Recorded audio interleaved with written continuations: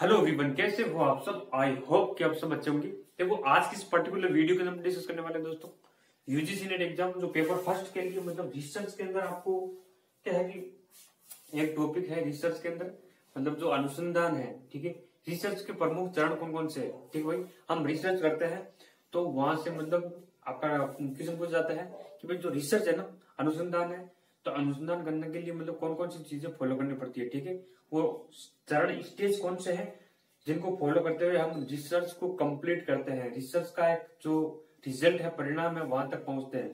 तो रिसर्च करने के लिए मतलब वो कौन कौन से चरण है और वो स्टेज आपको फॉलो करने के भाई कौन कौन से चरण है, वहां से मतलब 2 नंबर का क्वेश्चन है वो आपका बनेगा। ठीक है दोस्तों, वो इंपॉर्टेंट है दोस्तों, हर बार एग्जाम के अंदर पूछ जाता है।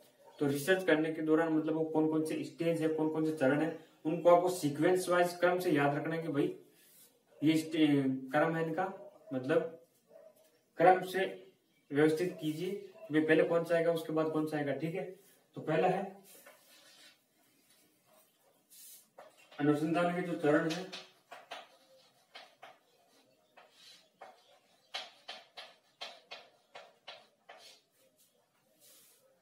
पहला समस्या, समस्या का चयन। ठीक है दोस्तों, पहला याद रखना आपको समस्या का चयन। उसके बाद आएगा आपका उद्देश्य का चयन, उद्देश्य का चयन, समस्या का चयन, दूसरा उद्देश्य का चयन। ठीक है, और तीसरा आ जाएगा अपना विधि प्रणाली या कार्य प्रणाली, विधि प्रणाली,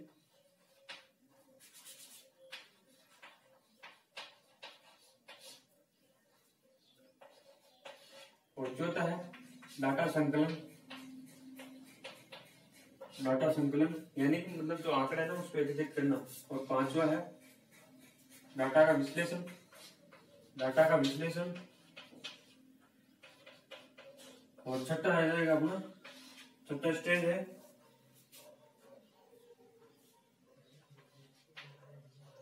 निष्कर्ष, निष्कर्ष या परिचर्चा, निष्कर्ष या परिचर्चा। ठीक है, ये मतलब अनुसंधान के जो चरण है ना, इनको आपको ध्यान में रखना है भाई। कौन कौन से चरण है, किस कौन कौन से स्टेज है जिसके माध्यम से हमें फॉलो करते हुए चलना है। ठीक है, ये एग्जाम के अंदर क्वेश्चन पूछा जाता है, हर बार पूछा जाता है। रिसर्च का काफी इंपॉर्टेंट क्वेश्चन है।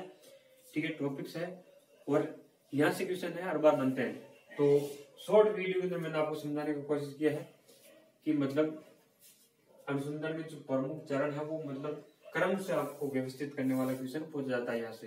ठीक है, एग्जाम के अंदर हर बार क्वेश्चन पूछा जाता है कि भाई जो रिसर्च है ना, रिसर्च के अंदर मतलब अनुसंधान के वो चरण है उनको क्रम से व्यवस्थित कीजिए। ठीक है, तो पहला आ जाएगा समस्या का चयन, उद्देश्य का चयन, विधि प्रणाली, डाटा संकलन, डाटा विश्लेषण और निष्कर्ष पर चर्चा। ठीक है, देखो दोस्तों, आप थोड़ा दिमाग लगाओगे ना तो आपको खुद को आइडिया हो जाएगा कि भाई रिसर्च के अंदर पहले क्या होगा।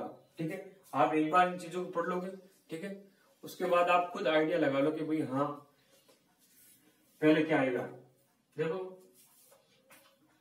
आपको मैं थोड़ा बहुत इनका मतलब बता देता हूँ कि भाई जो समस्या का चयन है, पहले तो भाई हम रिसर्च करेंगे तो समस्या का चयन आएगा। ठीक है भाई, किसी टॉपिक पर हमें रिसर्च करना है तो पहले मतलब कोई समस्या है, तो कौन कौन सी समस्या है समाज के अंदर। ठीक है, कोई समाज के अंदर हमें रिसर्च करना है या कोई और चीज पर टॉपिक पर रिसर्च करना है तो पहले समस्या का पता लगाएंगे ना कि भाई ये समस्या हो रही है। ठीक है, पहले समस्या का चयन हो रहा है।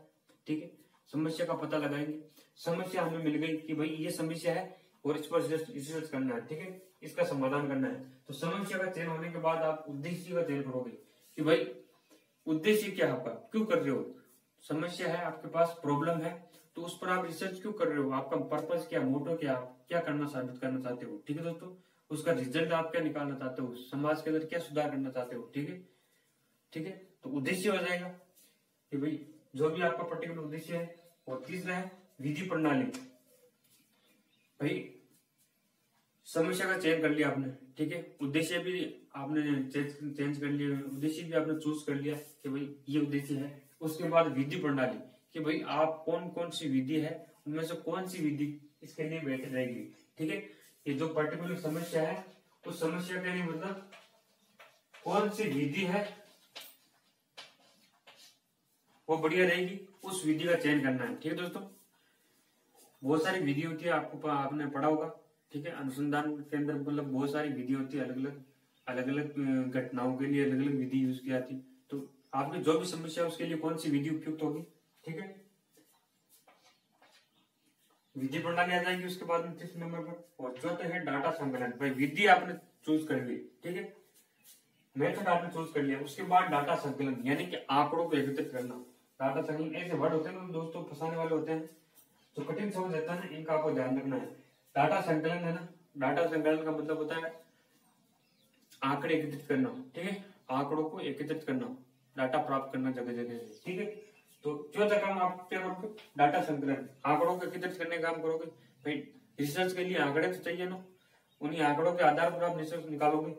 ठीक है, आंकड़े आपको प्राप्त हो गए, उसके बाद डाटा का विश्लेषण, उनका विश्लेषण करोगे, उस पर चर्चा करोगे। ठीक है, उनको जोड़ोगे तोड़ोगे, ठीक है, जोड़ तोड़ करोगे उसके अंदर। ठीक है, विश्लेषण करोगे, उस पर चर्चा करोगे, बातचीत करोगे, भाई हाँ ये आंकड़े प्राप्त हुए तो इनको मतलब कैसे यूज किया जाएगा। ठीक है, इसको समाज के अंदर मतलब ये प्रॉब्लम है तो इसको कैसे सोल्व किया जाएगा। ठीक है, उन पर आंकड़ों का विश्लेषण करोगे आप, डाटा विश्लेषण। ठीक है, और अंत में आप करोगे निष्कर्ष पर पहुंच जाओगे कि भाई ये निष्कर्ष है या परिचर्चा जो भी उसके अंदर मतलब आप निष्कर्ष पर पहुंच जाओगे। ठीक है, अंत के अंदर क्या कि आपका जो रिजल्ट है उस रिजल्ट के अंदर आप पहुंच जाओगे कि भाई हाँ इसकी समस्या का ये समाधान है। ठीक है दोस्तों, ये इतना काम होने के बाद सातवां आपका क्या होगा, लास्ट में क्या रिपोर्ट तैयार करोगे आप। ठीक है, रिपोर्ट तैयार करोगे, रिपोर्ट तैयार करना, जो भी टॉपिक्स आपने चुना रिसर्च के लिए।